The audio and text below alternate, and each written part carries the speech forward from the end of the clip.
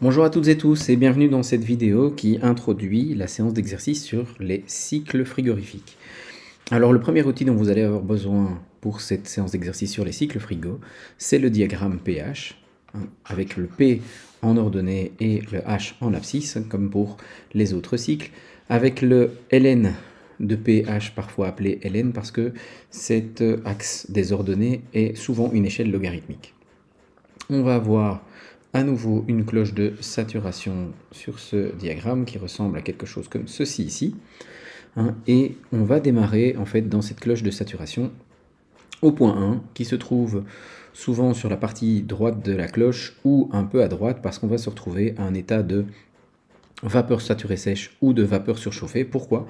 Parce qu'on cherche en fait à éviter d'avoir des gouttelettes liquides à l'intérieur de notre compresseur, ce qui pourrait l'endommager. Le point 2, en fait, ici sur la droite, vous allez voir des droites comme ceci en diagonale qui sont en réalité des isentropiques.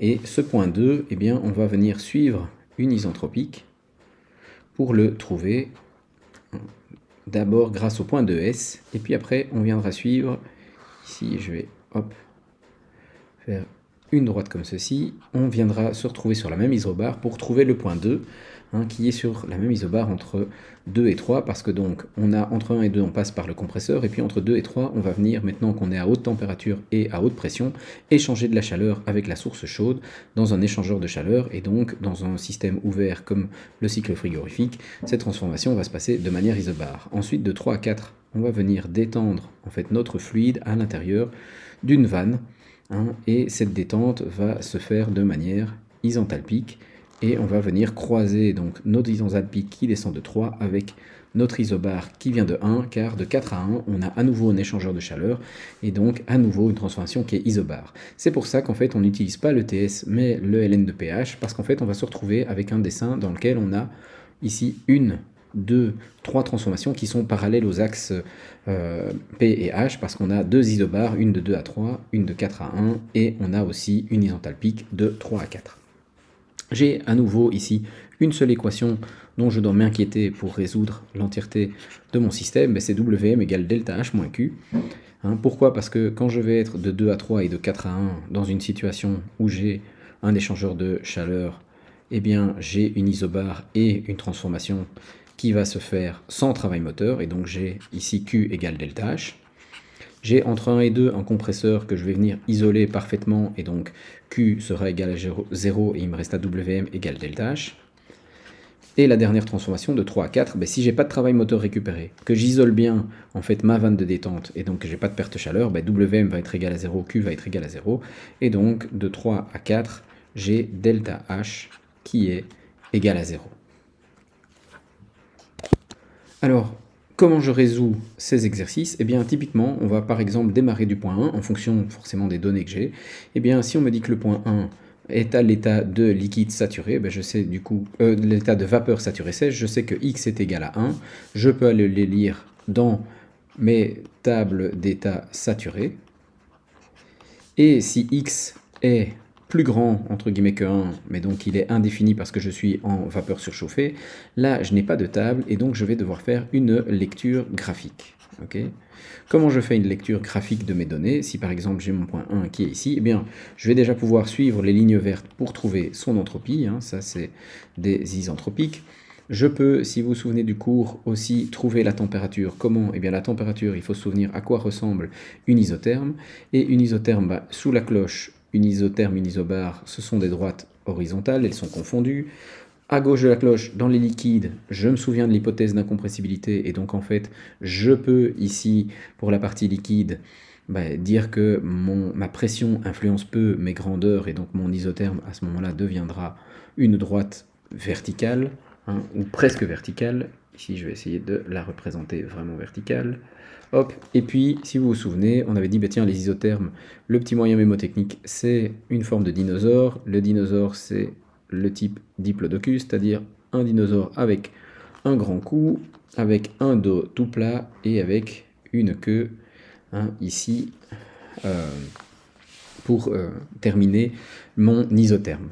Et donc ici, on va pouvoir venir lire l'isotherme comment? Soit ici sur la cloche, vous aurez à chaque fois les isothermes qui sont représentés, et sinon, elles sont toutes reprises ici en bas du graphique. Vous pouvez lire les différentes isothermes qui arrivent. Désolé, elles ne sont pas parallèles malheureusement. Mais donc, vous aurez une zone où à chaque fois toutes les isothermes arrivent et sont lisibles. Ok, alors pour mon point 1, je peux lire ma température, je peux lire mon entropie, je peux aussi me servir du graphique parce que, bien, comme c'est un pH, je peux aller lire ici mon enthalpie sur l'axe des abscisses en suivant une droite verticale, et donc j'ai toutes mes grandeurs. Le point 2S, eh bien lui, je peux avoir ici S2 est égal à S1, ça c'est la première donnée que je vais pouvoir trouver, et je vais venir ici après, en suivant du coup cet isentropique, graphiquement trouver mon point 2S, donc avec une lecture graphique. Le point 2S, c'est le croisement de l'isentropique S1 et de l'isobar de 2 à 3. Ok, donc je vais avoir ce point 2S et je vais finalement venir relire à nouveau en suivant une droite verticale ici pour avoir mon enthalpie H2S. Avec cette enthalpie H2S, je vais utiliser l'expression du rendement isentropique, qui pour rappel est Wm sur Wm, donc c'est-à-dire le travail et un rapport entre le travail réel et le travail isentropique. Si je ne sais plus dans le cadre d'un compresseur, tiens, est-ce que le travail isentropique est au-dessus ou en dessous? Eh bien, je réfléchis en disant, tiens, quel travail est le plus petit? Dans le cadre d'un compresseur, eh bien, c'est le travail idéal qui sera le plus petit parce que c'est lui qui me demandera le moins de travail en fait pour transmettre au fluide ce que j'ai envie de lui transmettre. Et donc ici, je vais avoir WMS sur WM. Pour rappel, comme on est dans une situation où Q est égal à 0, eh bien ce WMS sur WM va se transformer en H2S moins H1 sur H2 moins H1. De cela, je vais pouvoir trouver H2. H2 que je vais venir remettre ici sur mon graphique, et le croisement entre H2 et la pression P2 va me donner l'entièreté de mon point 2, et je vais continuer mon point 2 grâce à la lecture graphique de toutes les grandeurs associées. Mon point 3, lui, j'ai la pression P3 qui est égale à la pression P2, et pour rappel, le point 3, il sera souvent sous-refroidi. Pourquoi est-ce qu'il est sous-refroidi? Eh bien parce que, si vous vous souvenez, mes instruments de mesure les plus classiques, c'est la mesure de pression et de température. Si je mesure la pression, tous les points entre 2 et 3 ont la même pression. Si je mesure la température, tous les points ici à l'intérieur de la cloche ont la même température. Donc pour savoir si je suis plutôt ici ou plutôt là, je n'ai pas, en mesurant la pression et la température, de guide, et donc pour pouvoir bien contrôler mon cycle, je vais effectuer un sous-refroidissement qui lui aura une température inférieure à la température de changement d'état, et donc typiquement je suis par exemple sous-refroidi de 5 degrés, ou de 5 Kelvin comme vous voulez, par rapport à quelle température? La température de saturation, c'est-à-dire Tsat de P2 ou P3, vu qu'ils valent la même chose. Ok.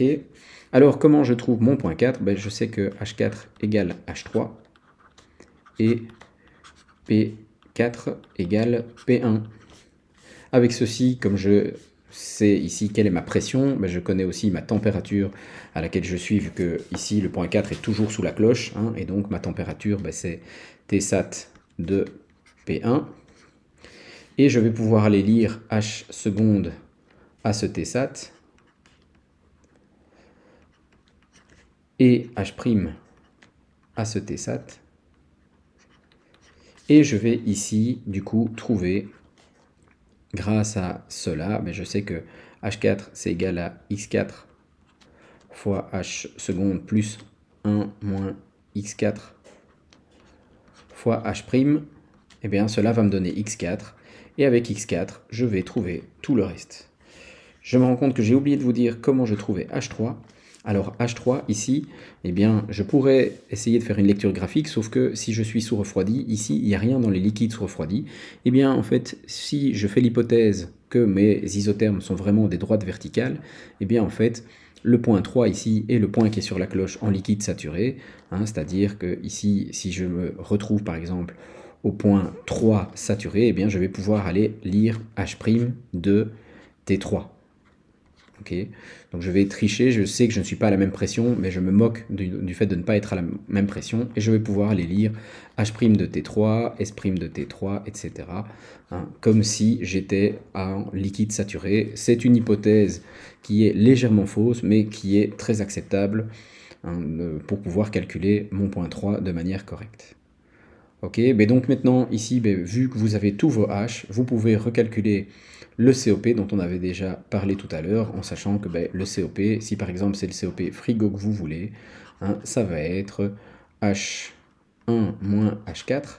Attention, c'est un flux de chaleur négatif, donc je dois prendre la valeur absolue divisée par H2 moins H1. Et ça va vous donner votre COP. Et ici, je peux tout de suite voir graphiquement que, vu qu'ici, c'est mon enthalpie qui est représentée, la grandeur entre H2 et H1 est à peu près 2 fois plus petite qu'entre H4 moins H1. Et donc, je sais que globalement, j'aurai un COP de 2. Ce qui n'est pas très bon, mais en fait, c'est tracé à la main, et donc c'est pour ça que le COP n'est pas génial.